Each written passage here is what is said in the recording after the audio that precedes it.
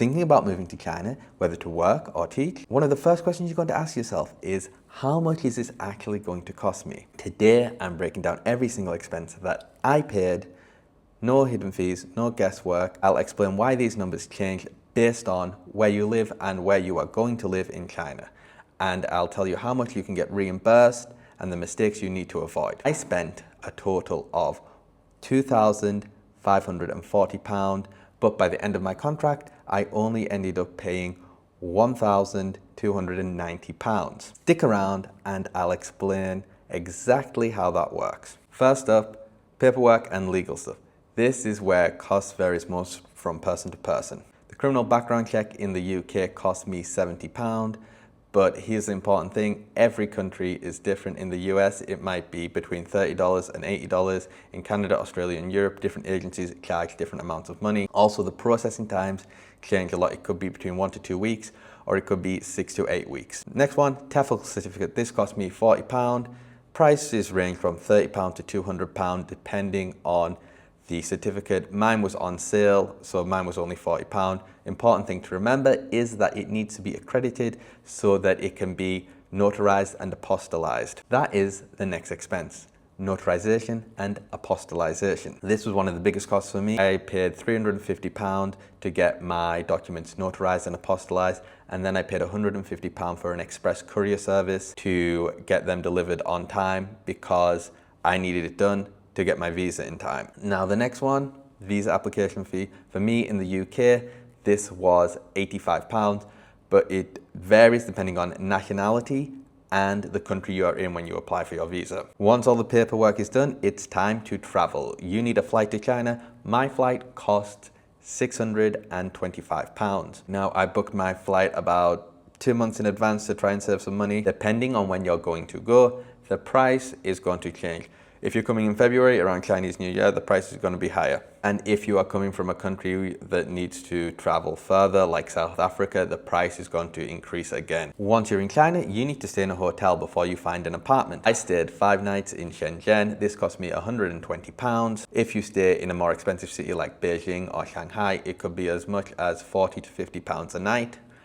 But if you're staying in a smaller city, it could be as little as £15 a night. While you are staying in the hotel, you are going to be looking for an apartment. This is where you have total control. I paid £300 a month for my apartment, but for my first month's rent, I need to pay £900 because that is the first month's rent and the deposit of £600.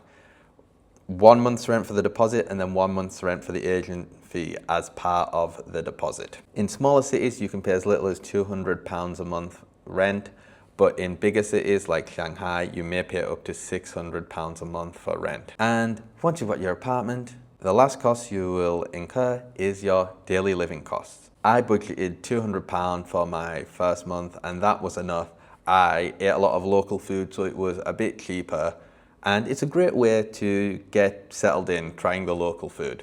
If you spend money on Western food, your living expenses are going to go up. It's easy to spend £300 or £400 in your first month when you've got so many other things to pay for. I think most people spend between about £150 and £300. Now here's the part that brings all the costs down.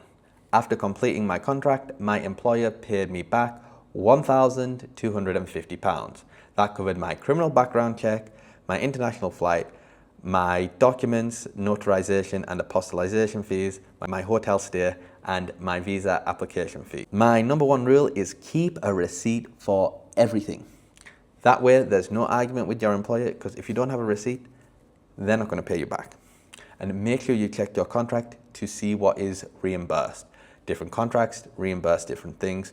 Some only reimburse flights and hotel stays. Some reimburse everything, like my contract.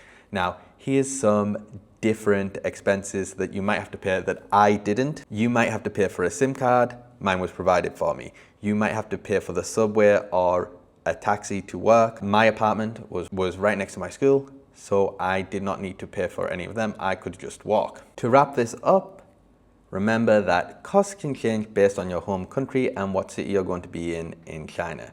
Rent and living expenses are really up to you and your lifestyle. Keep all the receipts to get your money back. Always check your contract to see what's going to be reimbursed.